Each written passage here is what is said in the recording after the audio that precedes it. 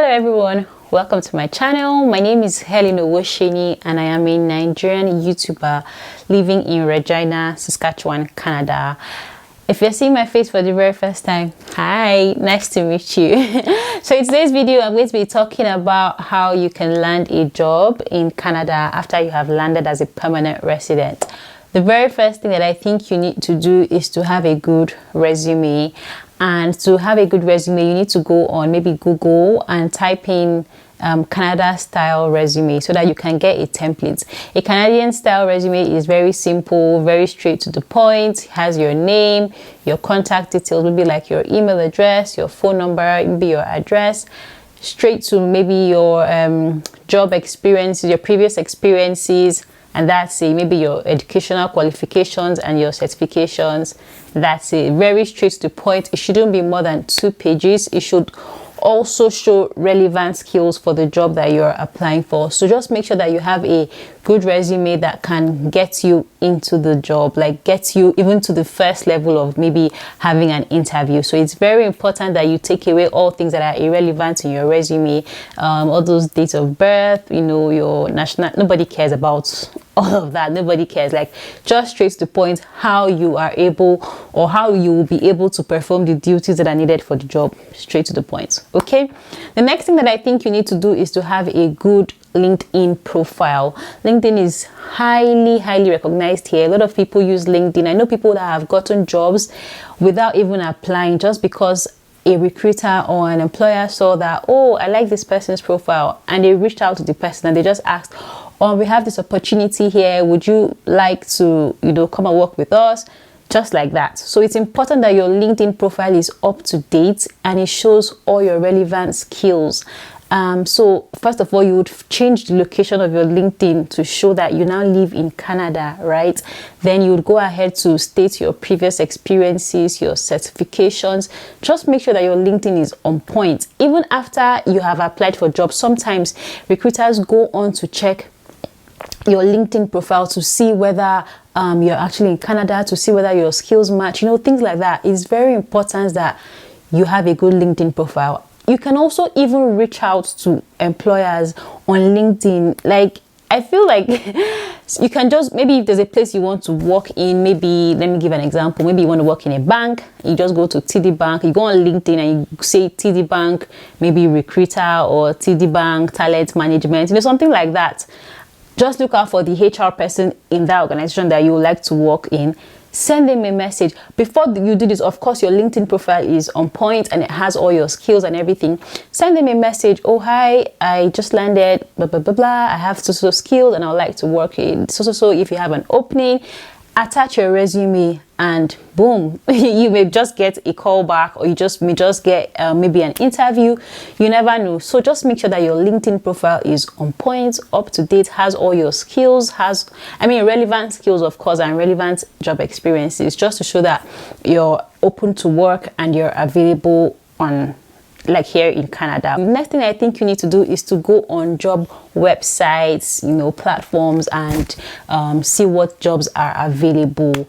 See, looking for a job is like a full-time job, just that you may not be paid, but yet it's very important that you go on those websites to see what openings are available. So like your SACS jobs, for those that are in Saskatchewan, of course.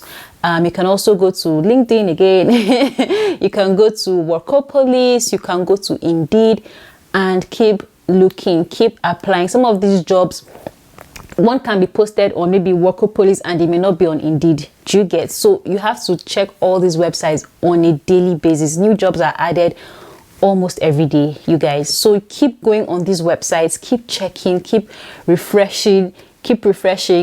In a day you can apply to up to 20 jobs because the thing is, the more you apply, the more your chances of being called for an interview. So don't just say you've applied for one today and you sit down. No, my dear, you need to keep applying and applying, and don't just apply to only one role.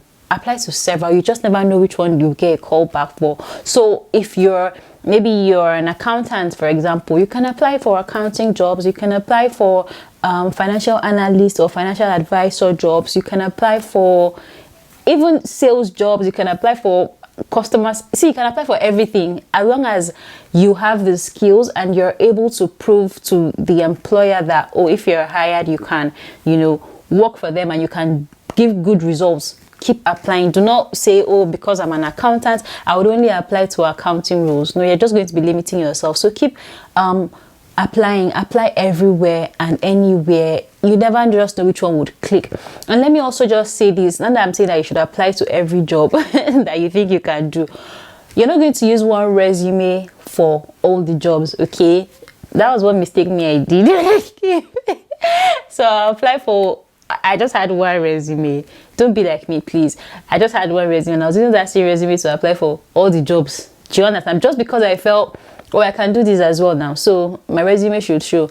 That's not enough. So for example, say you're an accountant, right? I know I keep using accountants. I'm familiar with accounting. So you can have like an accounting resume. You can have a financial advisor resume. You can have a resume for maybe marketing. Maybe you did some form of marketing in your previous, one of your previous jobs. You can have a resume for sales. You can just have different resumes. Don't just have one resume and apply to all the jobs with that same one. No, it doesn't make any sense. So please don't be like me. Have different resumes, and then when you see a job that you feel like, oh, you can do, you could now just tweak that resume to suit the job requirements of that one that you're applying for. Let me also just say that it's important that your resume shows the relevant skills. So let's say you're applying for maybe an accounting job and you have skills in, maybe you worked as an IT rep in some previous organization. Putting your IT rep experience in an accounting job doesn't show anything. It doesn't mean that you're a good accountant. Do you get? So make sure that your resume shows relevant experiences. Experiences matter here. I feel like it even matters more than educational certifications or qualifications. Experiences are so important. You can see that your boss may just be somebody that has a diploma and he's your boss just because he has maybe like 20 years experience. So of course that person is fit for that role. So it's important that your experiences match. If you're applying for an accounting role, let your resume show accounting experiences. If you're applying as a software developer, let your experiences show how you have worked in that space. Also, it's important that your resume matches.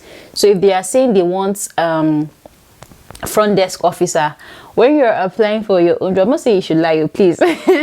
When you're applying as well on those websites, let's make sure that things like front desk officer reflects on your resume as well. So just keep looking at different websites, keep looking every day. You never just know which one will work, and that's the good thing. So the more you apply, the more your chances of getting in. You guys, I'm not even joking. I think I applied to, I don't want to exaggerate, but I'm sure I applied to over 100 jobs. Not everybody will get back to you. Some you will never ever just know. Like, they will even tell you thank you. Look, they'll probably just say thank you for applying. That's the end. You never just do that. They've moved on. So just keep applying. You just never know which one will say, oh, okay, let's have an interview. Oh, this is somebody that we may like to work with, So the more you apply, the more your chances of getting it. And take it, like I said, like a full-time job. Just give yourself a target. Today, I'm going to apply to 50 jobs. And apply. Keep applying. But like I said, don't use one resume. Use different resumes for different job openings. That way you look like you know what you're doing. The next thing that I think you need to do is to do some form of research, right? What kind of skills, what kind of certifications or qualifications are needed for my kind of job?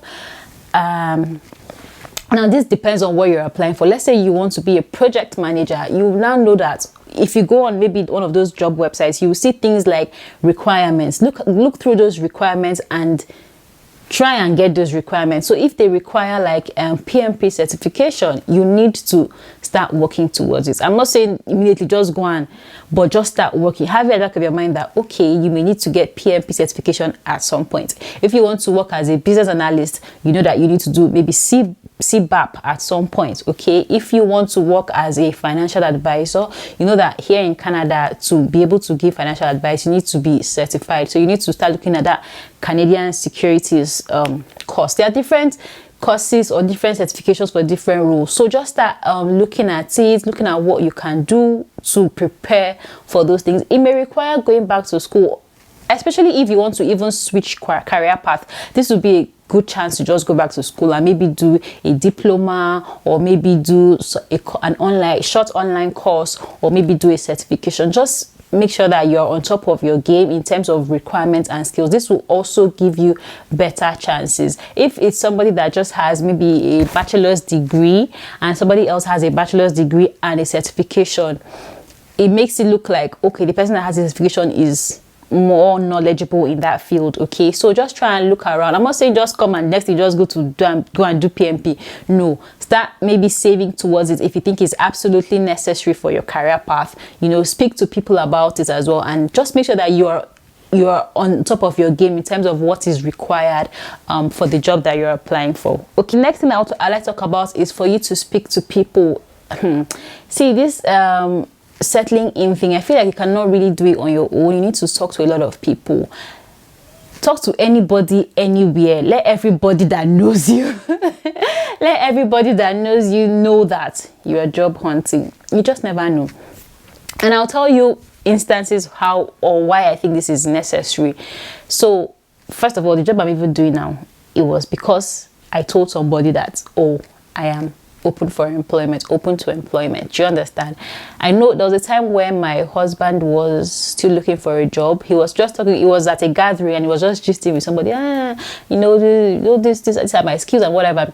And the person said, he now mentioned that he was looking for a job. And then the person said, oh, I know somebody that was looking for this role last week. Let me call him and see whether the role is still available. And he made that call and the person said, oh, sorry, they already found somebody else. Now, if they hadn't found somebody else, that's how he would just go in for an interview. So referrals here are so important and they make it quite easier. And let me tell you what, so like where I work now in our team, whenever they want to add somebody else to the team, so my manager comes and says, oh, we're looking for a new team member. Do you know anybody that you can recommend to get this role? Easy peasy, just imagine. And if I just mention anybody's name or any of my teammates mention somebody's name, that person gets to do an interview just like that. Yeah, like you didn't even have to go through the whole process of, making your CV and blah, blah, blah. And just don't mention your name. And of course, you get called for an interview. Now, let me just say that it's not the same thing as man, no man, I know somebody, so put my name. It's not the same thing. When the person mentions your name, they will reach out to you. Oh, are you available? Blah, blah, blah, blah. We heard somebody recommended you, and you say, oh, yes, you're available. You will still go through the normal recruitment process. So it doesn't mean that it's automatic entry.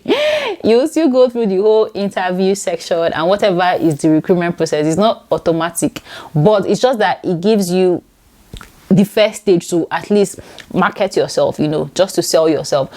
And that's necessary because it's not every job that you apply for, like I said, that you get called for an interview. But this one, because somebody has referred you, of course, you're now called for an interview. If you do not perform well, or if your skills or your competencies do not match what the employer is looking for, of course, you will not get the job. But if you're able to prove to the employer and you have good skills, competencies, that's how you get the job, just like that. So it just gives you that first level of being interviewed. That's what it will do for you, and that's a very good opportunity because, like I said earlier on, it's not every job that you apply to that they will call you for interview. Some people you never just hear from them again. They've moved on, they found somebody else, nobody's even good. They don't even get back to you to tell you. Some do actually, some get back and say, oh, sorry, unfortunately at this time you did not meet blah blah blah. Some don't even say anything. So having that opportunity where somebody can give you an interview is very necessary. That's why you need to talk to everybody that you see. Let everybody that know you. It's just because like now gatherings are a bit restricted, so you can't really go out. But when everything was okay, like even as it is now, reach out to people. Talk to people in your church, in your whatever gathering, in your mosque, whatever social or religious gathering that or whatever you're a member of a community. Tell them there's no shame in looking for a job. It's the struggle of every newcomer. Do you understand? So it's not like as if you would not be shy. I don't want to know that I'm looking for a job. Tell people you're looking for a job. Tell everybody because you have bills to pay. So let everybody know that you're looking for a job. And then let me also just say that let your expectations be realistic, right? So don't just come and think I'm going to be the MD. No, have realistic expectations. And You know, be open. Don't just be closed-minded and think, oh, this job, I can't do it. It's too low for my level. No, I don't think that's a very good approach. Even your friends in other provinces, speak to them. Don't just think, oh, because I'm in Saskatchewan, it's only Saskatchewan or Regina people. No, if you know somebody in Alberta, speak to the person. If you know somebody in Ontario, let everybody there's no just keeping it to yourself and praying in your closet. No, speak out. Closed mouth, it's closed destiny. Okay, I'm sorry. So now the final thing that I think you need to do is to go to the Newcomers office in wherever you live. In one of my videos, I spoke about Regina Open Door Society. So if you're in Regina, of course, go to the Regina Open Door Society. They'll put you through. They'll let you know what you need to do to get a job. They'll help you.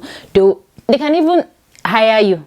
Yeah, I know people that work for Regina Open Door at some point. They can even hire you if they see there's an opening that fits your career path or your career, whatever it is that you're looking out for. So they would also help you prepare your resume, tell you what skills are needed, whatever competencies are needed for your job. They would also advise you. So it's important that you go to that Open Door Society. Whatever Newcomer service is available wherever you live, it's important that you register with them. They will give you like a consultant, like I mentioned earlier, and that person will also monitor your progress. So like I said, those are my tips that I think would be helpful in getting your first job in Canada if you just landed as a new immigrant. Thank you to everybody that has been watching my videos. They liked today's video as well. Please give me a thumbs up. Please subscribe if you are yet to subscribe. If you have any questions, of course, please drop it in the comment section. I will be there to answer you. And I'll see you guys in my next video. Bye.